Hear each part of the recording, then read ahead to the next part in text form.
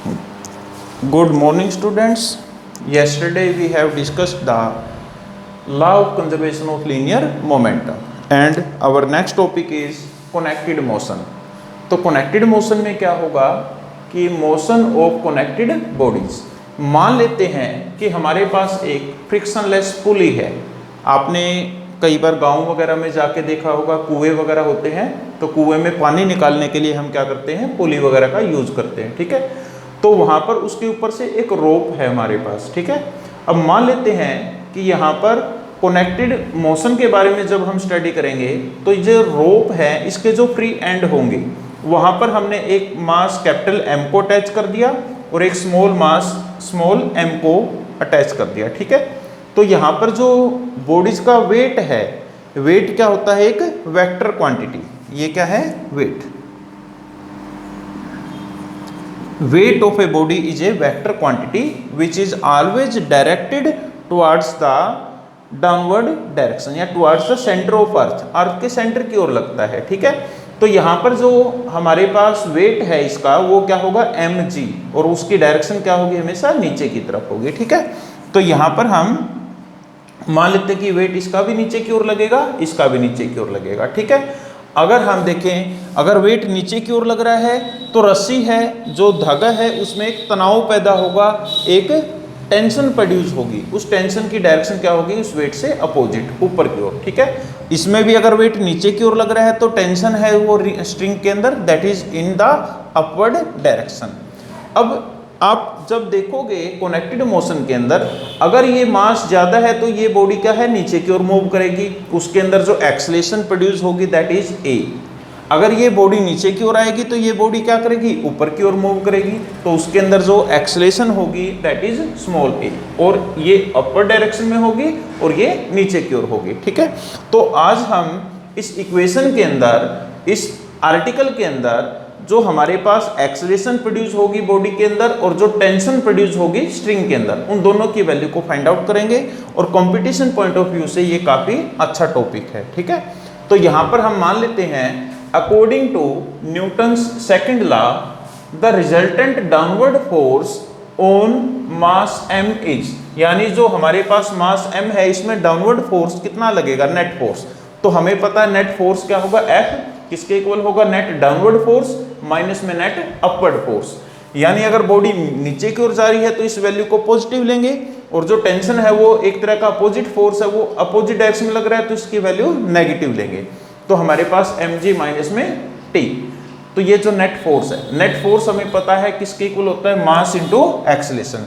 तो ये हमने रख दिया ma is equal to mg minus में t। इसको इक्वेशन 1 कंसीडर कर सकते हैं। ठीक है, अब है resultant force on mass m। अब ये देखो जो हमारे पास ये स्मॉल m है इसके ऊपर नेट फोर्स क्या लगेगा, जब ये बॉडी नीचे की ओर आएगी तो ये बॉडी ऊपर की ओर मूव करेगी। ठीक है, तो ऊपर की ओर जो बॉडी जा रही है तो ये फोर्स क्या होगा, पॉजिटिव, और वेट क्या है उसके अपोजिट डायरेक्शन में लग रहा है तो इसकी वैल्यू नेगेटिव। तो हम t को पॉजिटिव लेंगे और mg को नेगेटिव। तो ये नेट फोर्स की वैल्यू, नेट फोर्स कितना लगेगा इस बॉडी के ऊपर, that is mass into acceleration. ठीक है, तो हमने मास इंटू एक्सेलरेशन रखा। ठीक है, तो यहां पर हमने ma is equal to T minus mg, इसको इक्वेशन नंबर सेकंड कंसीडर कर लिया। अब अगर हम इक्वेशन 1 और 2 को ऐड करेंगे तो ऐड करेंगे हमारे पास ma प्लस में स्मॉल ma, तो a दोनों में कॉमन है, a को बाहर रखा तो क्या आ जाएगा, m प्लस में स्मॉल m। अब जब हम राइट साइड को ऐड करेंगे तो यहाँ पर ये t पॉजिटिव है, ये t नेगेटिव है, तो पॉजिटिव नेगेटिव क्या होंगे, कैंसिल आउट। तो हमारे पास क्या बचेगा, mg और माइनस में स्मॉल mg। ठीक है, तो यहाँ पर g दोनों में कॉमन है तो हमारे पास क्या आएगा, m माइनस में स्मॉल m और इनटू में g। अगर हमें ये देखना किस एक्सेलरेशन से कितनी एक्सेलरेशन प्रोड्यूस होगी जब वो बॉडी नीचे की ओर गिरेगी, तो उसकी वैल्यू हम फाइंड आउट कर सकते हैं। a की वैल्यू को एक तरफ रखा और ये इधर मल्टीप्लाई है, इधर आकर क्या हो जाएगी, डिवाइड। तो हमारे पास वैल्यू होगी m माइनस में m और बाय में m प्लस में m और इनटू में g। ठीक है, तो हमें अगर मास गिवन है, मान लिया ये कैपिटल m 10 किलोग्राम है, ये 5 किलोग्राम है और g की वैल्यू 10 है, तो हम उसमें एक्सेलरेशन की वैल्यू फाइंड आउट कर सकते हैं। काफ़ी सिंपल न्यूमेरिकल होगा इसके ऊपर। अब अगर हमें टेंशन की वैल्यू को फाइंड आउट करना है तो हम लिख सकते हैं ऑन एडिंग इक्वेशन 1 एंड 2। जो इक्वेशन 1 है और 2 है, अगर दोनों को ऐड करेंगे तो हमारे पास देखो डिवाइड करेंगे अगर इक्वेशन 1 को 2 से, तो लेफ्ट टर्म को लेफ्ट से डिवाइड करेंगे, राइट टर्म को राइट से। तो जो हम ma बाई में ma करेंगे, a दोनों में कैंसिल आउट हो जाएगा और यहाँ पर राइट टर्म को राइट से डिवाइड कर दिया तो क्या आएगा mg माइनस में t और बाई में t माइनस mg।